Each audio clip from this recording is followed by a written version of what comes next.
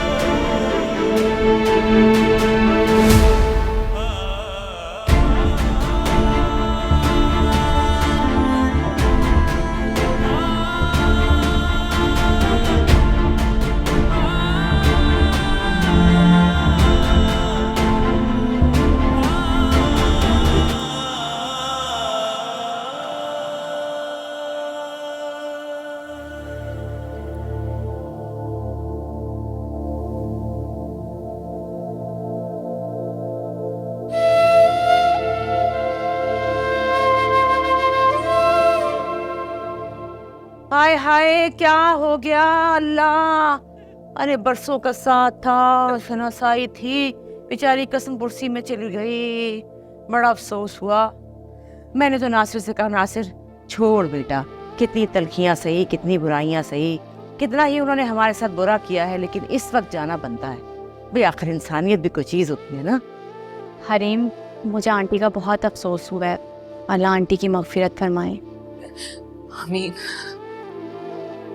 हाय, बड़ी ख्वाहिश थी मेरी, तुम्हें अपनी बहू बनाती है, पर ख्वाहिश से क्या होता है जब नियत ही ना हो तो। और आजकल के ज़माने तो अल्लाह माफ़ करे, अल्लाह माफ़ करे, हिर्स और हवस से इंसान अंधा हो गया बिल्कुल। हम ठहरे सीधे साधे लोग, और मेरा बच्चा मासिर मासूम सीधा साधा बच्चा। हमें क्या पता आप कोई महलों के ख्वाब देख रहा है। वो तो मासूम बच्चा था, उधर महलों का शहजादा था, तो बस फिर। क्या कह रही हैं आप? कुछ तो लिहाज कीजिए। आप ताज़ियत के लिए आई है, मैं एहतराम करती हूँ आपका, मगर इसका मतलब ये नहीं है कि आप जो दिल में आएगा बोल लेंगी। अरे शबू, चल यहाँ से भाई, यहाँ तो इज्जत विज्जत कोई नहीं होनी। क्यों नाक से लकीर निकलवाने, चल उठ। काश इज्जत के मायने आप लोगों को पता होता तो दूसरों की इज्जत बहमाल करने से पहले 100 बार सोचते। काश अपने बेटे को बताया होता इज्जत और मकाफात के क्या मायने होते हैं। लड़की का दिमाग घूम गया है, सरफरी लड़की है। अरे जाने वाली चली गई, हमने कौन सा दोबारा यहाँ आना है। चल उठ चले। अस्सलाम वालेकुम, क्या हाल है, कैसी हैं आप? मुझे पहचाना? मैं दुर्दाना, नासिर की वालिदा। हाँ ठीक है। आपसे मुलाकात हुई थी मंगनी पे, नासिर की, याद है ना? अरे सलाम दुआ के बाद आप तो हवा के घोड़े पे सवार निकली गई। मैं आपकी पड़ोसन, याद नहीं? फारिज और नासिर इकट्ठे साइकिल चलाया करते थे गली में। अच्छा खातून, हो गया? बहुत शनासाइयाँ जता ली आपने, अब आप चलिए। हाँ, खुदा हाफिज। अरे हाँ भाई, ये शनासाई, मिलना जुलना सब पैसे के जोर पे है। पैसा फेंक, तमाशा देख। क्या कर रही हो? बस कर दो, और कितनी बेइज्जती करवाओगी यहाँ। चलो। बेइज्जती कराती मेरी जूती, मैं तो खुद लानत भेजती हूँ जैसियों पे। चला।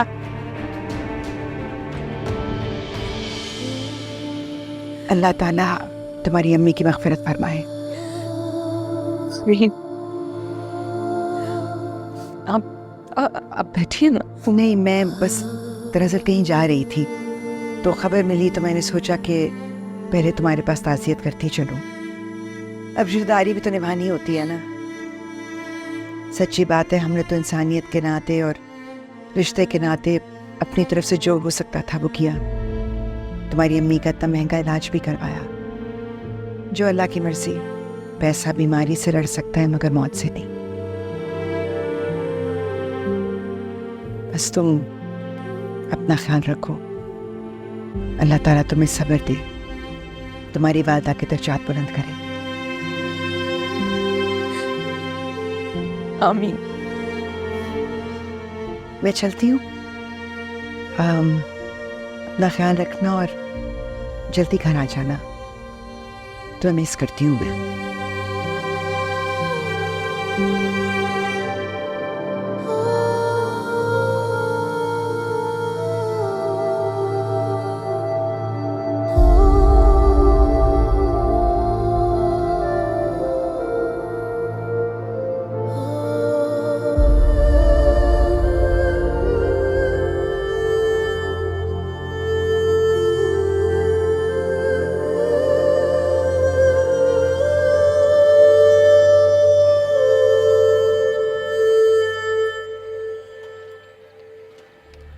अरे आप आधा बस। तुम्हें कैसे आने दिया इन लोगों ने? ताज़ियत का तो बहाना था। मैं तो इन मगरूर लोगों की बेचारगी का हाल देखने आया था। जिनके दिमाग आसमानों पे होना, उनको शूज ज़मीन में घसीटता हुआ देख के कोई अजीब सी खुशी महसूस होती है मुझे। वैसे अच्छा हुआ कि आज तुमसे मुलाकात हो गई। खैरियत? तुम्हारा शुक्रिया जो अदा करना था, वो तुम्हारी बला थी जो हमारे सर पर आ पड़ी। अब ये ढोल जो हमारे गले में पड़ गया, इसको बजाना तो पड़ेगा। आप हुक्म कीजिए।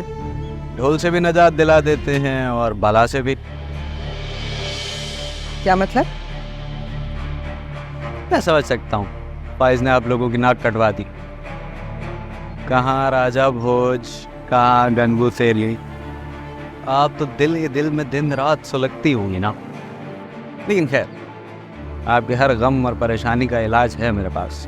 मेरी बात सुनो, मुझे आदत नहीं है कि मैं किसी की घुमा फिर आकर की हुई बातों के ऊपर ज्यादा तवज्जो दूं। इससे जो बात करनी है सीधी और साफ करो। भाई मैंने एक छोटा मोटा सा बिजनेस स्टार्ट किया है। अभी तो बस उसके मामलात समझ रहा हूँ। कैसा बिजनेस? मेरे पास जो गीदड़ सिंगी है, अब उसको तो छोड़ दीजिए। आप अपना मतलब देखिए। चलो फिर मतलब की बात करते हैं। किसी वक्त मुलाकात करते हैं और देखते हैं, शायद मैं तुम्हारे बिजनेस में इन्वेस्टर बन जाऊं। जरूर जरूर, जब आप हुक्म करेंगे हाजिर हो जाऊंगा दौलत खाने पे। बता दूंगी तुम्हें।